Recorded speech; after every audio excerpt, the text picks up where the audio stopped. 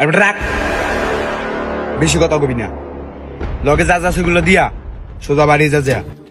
আর যদি বেশি মার্কেটিং করস তাহলে জানলে বাড়ি যেতে পারবি না। আরে ভাই, কি আর আছে, সবই তো নিয়ে গেছেন। মোবাইল, মানি ব্যাগ, ঘড়ি,